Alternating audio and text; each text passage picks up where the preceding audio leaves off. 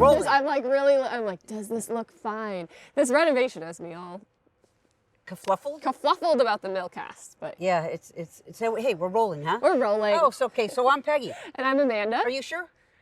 Yeah. Yeah.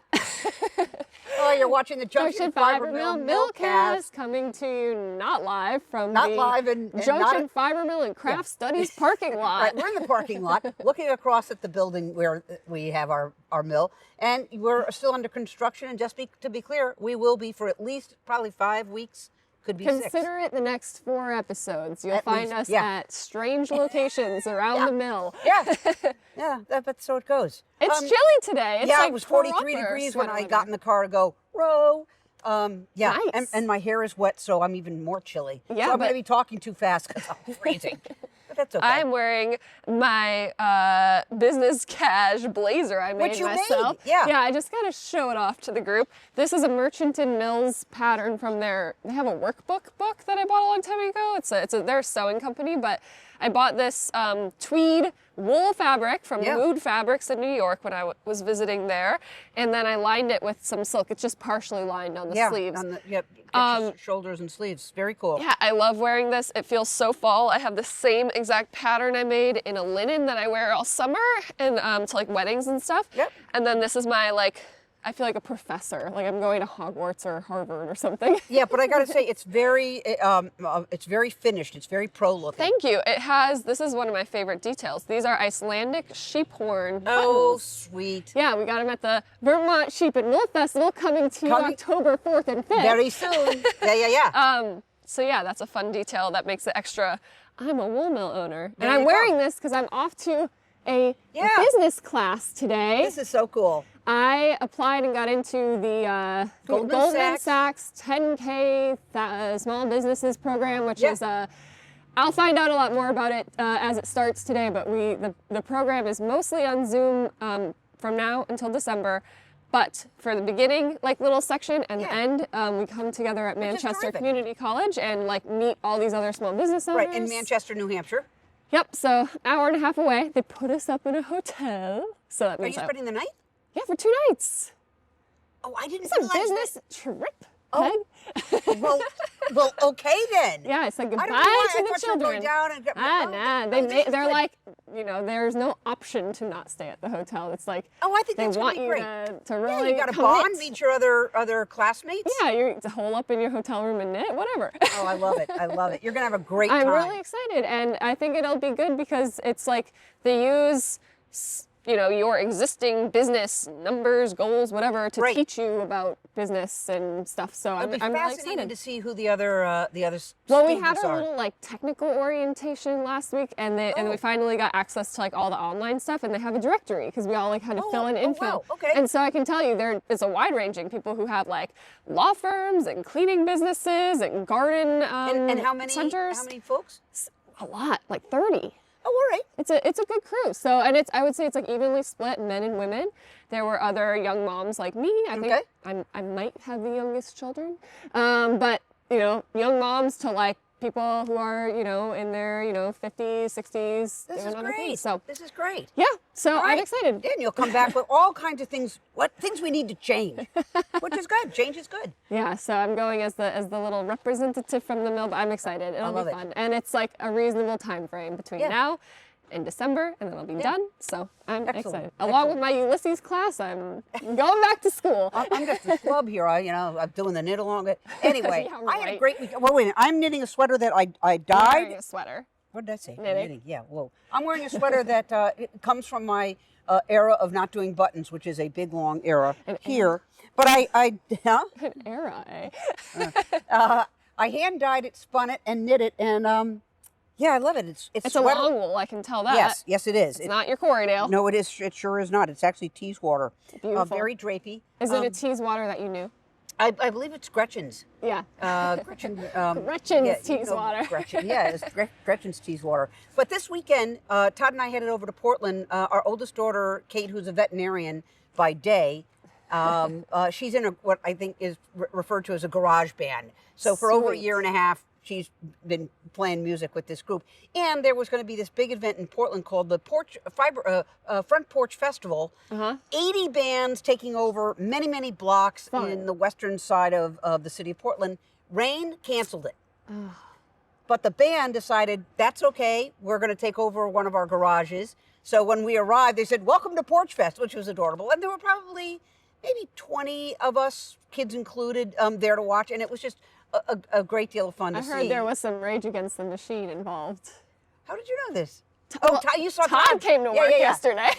Yeah, he did. I didn't. It was a lot of fun, and our other daughter Loretta was there with her 3 little ones who were very into it. And then we went over and had hamburgers and hot dogs. So and we brought the dogs this time and stayed at a La Quinta hotel. I've done that. The same La Quinta, because they allow dogs. They allow dogs, and we'd never done that before, and it actually How'd they do? They did fine. Great. Yeah.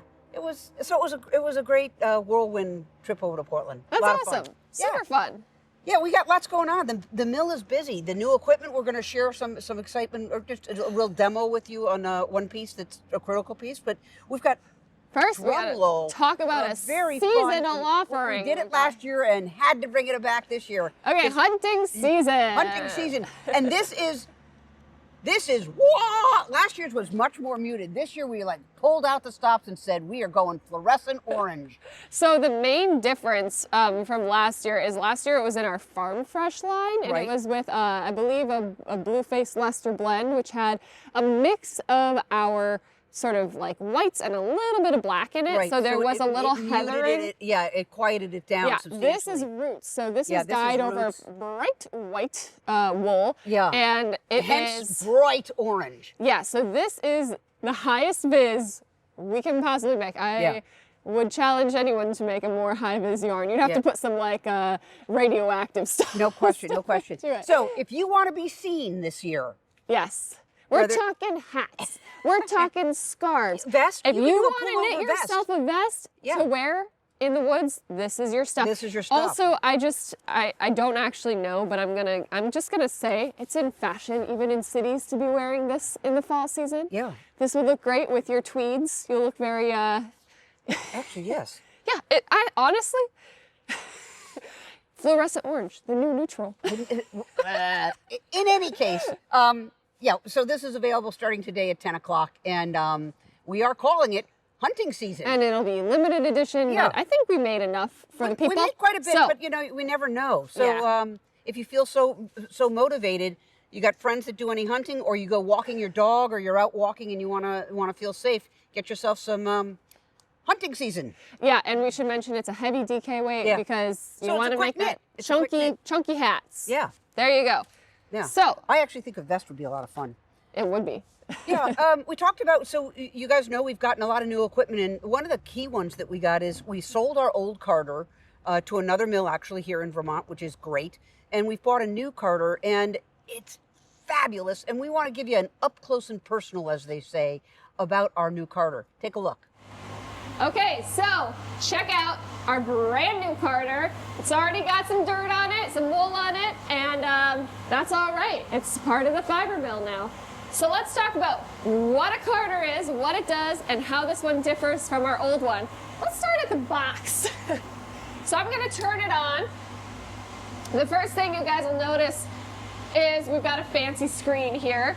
We don't really use that too much, but just worth showing how it's a little bit more of an updated interface. We show all the speeds here for all the things we can control, and we can also control them via these knobs. Not too interesting yet. What is interesting is that we've got a significantly larger feed belt here. It's wider, so actually the amount of wool going into the machine is more than we could do before. Almost double the amount of fiber per whatever time you want. So twice as much per hour nearly as we were able to card before. So this is where we start. We put about 2 pounds of fiber on this belt. At this point, we've got about 75% of the belt full. This is some beautiful Romney that we're gonna show you how we card today. You can see here, the cage doesn't allow our hands to get past this point. On the old machine, we could just open up this flap here and reach right into it. Not on the new machine. you will notice around the cage all these red points. There's one here, there's one there, there's a bunch around the back, in addition to these emergency stop buttons that we've got as well. If any of these are pushed, or if any of these guys are disconnected, the machine stops on a dime. So it's a really good added safety feature. I'll show you more of those when we head around back. So as the machine runs, which you'll see in a minute, we fill up this belt with the fiber. This is all picked fiber. In theory, it's pretty easy to tear apart. But one thing about the new carder as compared to our old one that I want to mention, and I'm so excited about, is you'll notice there is a blue little tensioner on the intake system that the chain goes around. That chain controls the first set of rollers that meet the fiber.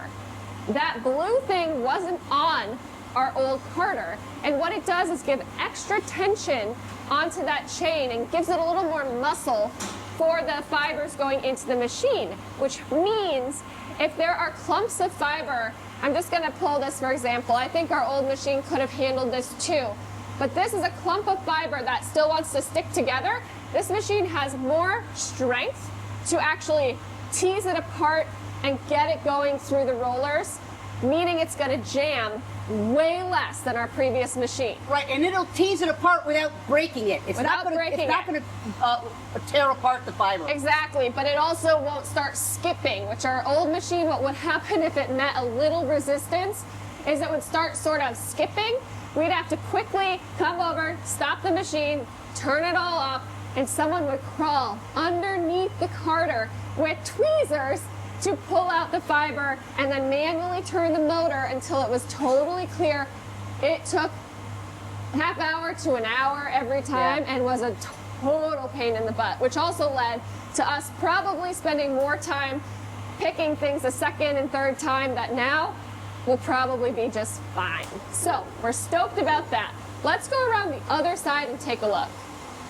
So the fiber is going over all of these sets of rollers. There's 5 sets of what are called workers and strippers. So the workers are the sort of medium rollers, and the strippers are the ones right above them or right below them that are a little bit smaller. And what they do is just take the fiber as it there's actually one big roller in the middle called the Swift that's also sort of moving things along, and they're just working to tease apart those fibers and start to organize them. And then on this last roller, this is called the Docker. There's going to be a quiz, folks. The fiber comes off of this roller with this fly comb here, which you'll see is going to vibrate pretty fast once the machine gets turned on. And it's going to take the fibers off in a web. So you can see this is a web of fiber. Then we blow a little puff of compressed air, sending the fiber this way. And on this machine, there's actually 3 hoses. We had 2 on our previous one. Sends it this direction, and then, I can't reach it, Peg. Can you hand me our very sophisticated tool? So at the very beginning of the process, before we have what's called roving, or a strand of unspun wool, before we have the roving coming through this bit, how we get it there is as the machine is on, we use our very sophisticated tool called a pipe cleaner. We use it to gather some of the fiber. We send it through this orifice here, which puts a little twist on it to hold it together, and then it forms a strand. This is the beginning of the stranding process. It's from now on going to stay in a strand of roving, or again, unspun wool. And then it goes into our brand new hand coiler. So, very different design, I guess kind of different design than our old one. You can see a little bit more under the hood. Check it out. You can see all the gears going on here. You can also see the roving as it heads into it. And once I turn the machine on, it's actually going to spin around, and you'll see it as it loads up. This spring-loaded can, soft serve style, putting layers of the roving in there. Couple more safety features to point out on this side. Here is a cable that if it's tripped, will stop the machine. And again, here we have more points on the cage itself, where if this bar disconnects to open this cage bit, which we need to do to clean it, it would stop the machine. And one thing that we have sort of temporarily attached is our static bar. That's in here. It's very important to keep the fibers up, behaving smoothly and cut down on static, but we are waiting for some parts to connect it, so we've got some zip ties involved right now. A double set of zip ties, just to be sure, right? Yeah. Okay, so let's turn it on. I'm gonna press the big green button, and Peg is gonna press the open up the hoses, and then we're gonna start to see the fibers flow. All right, let's do it. All right, air is flowing, and I'm gonna press the green button. And you can see the fly comb is starting, the dopper is starting, and we are making roving. We are carding wool. So for anyone who has used hand cards before, this is a lot faster. And I just love watching it go into the coiler. And now I'm operating the machine. What am I doing? So I'm checking to make sure that the roving is coming off smoothly from the dopper using the fly comb here. Sometimes what happens is little clumps get stuck to the comb and they form, wool likes to attract itself, so if those clumps aren't coming off smoothly, we just want to manually, pick them so that they don't get bigger and bigger. It looks good, so I would probably just come around the other side again. And my job is just to keep measuring out the fiber. And as there becomes room on the belt like so, I'm gonna put it on and just fluff it up a bit. Make sure there's no break with the other fiber that was on the belt. And checking, we probably don't want that in our yarn. I'm just gonna throw that on the ground for now to sweep up later. And you'll notice I don't let the wool go to the sides of the belt, and that's because that's where the edges of the rollers are. It's just a little harder to clean those off, so this keeps our cleanup process a little easier. And now I'm gonna wait, 4 minutes. Maybe I'll go do some labeling. I'll wanna make sure that the roving going into the can is visible to me, because that would be the point where I know something has gone wrong. And then I'll keep coming back here, measuring out my fiber, and carding. But if the roving were to break, it shuts off automatically at the can coiler, correct? I thought it turned itself off if there was Should we try it live? Yeah, why not? Maybe I'm wrong. I thought that... That would be cool. Okay, let's pretend. Okay, we're about to discover...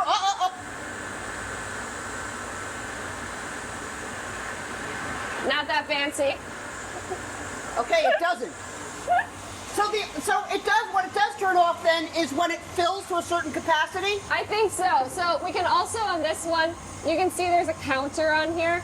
I set it very high because we found out it makes an annoying sound when it's beeped, but the counter will, if we made it to this number or whatever we set it to, this will stop automatically. So that's the number of rotations going in there. So I'll show you though, now that we've got this fun situation, what we do. So, because I want to make sure that this is one continuous strand of roving, and I want to know where the breaks are, I'm going to bag up this roving here. Yeah, it bags a little differently. It does. And with this small amount, it's a little tricky to get in, but. So again, here's one end, and then we just saw the other end. So that's how we store it, and it'll be pin drafted as a next step. Next, I'm gonna put the can back in the machine. Then, come around the other side. Here's my roving. I'm gonna feed it up through here. Just to make my job easier, I'm gonna put a point on the tip. Now, this I think is pretty slick.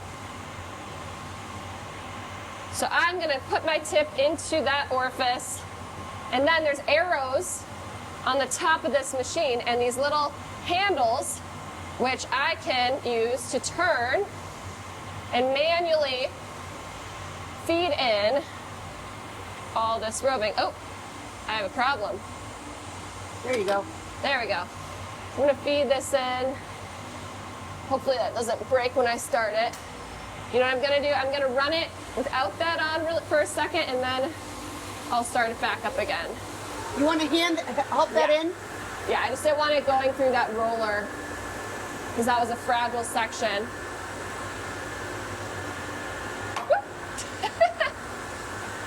Okay, so now we're on our merry way again, and this will fill up in about a half hour or so. It's pretty quick. So then every time that happens, we stop the machine. We don't have to reconnect it like I did every time, because we would leave a little bit in the can so that next time when we press start, it's just ready to go. But yeah, so that's the carder. Let us know if you have any questions or if we didn't cover anything related to the carder that you want to know.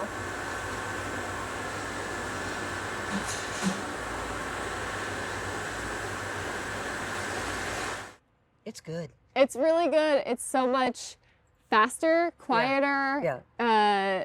I won't say more solid. The old one was extremely solid too. And this is what was really nice is because the last new piece of equipment we got in was the spinner, which was so different. We had to learn so many things. The learning curve on that was steep. And this one, not so much. This was like, all right, we got it. There was like one piece we had to figure out to like get into place, and then we were off to the races. Well, and also the can coilers are different, but that's okay. We know what can coilers do, so we understood that. It's so lovely to like get a piece of equipment and put it to work right away. Absolutely. So we hope you enjoyed that in-depth on the new carder. Yeah, and we'll do an in-depth on our new pin drafter soon as well.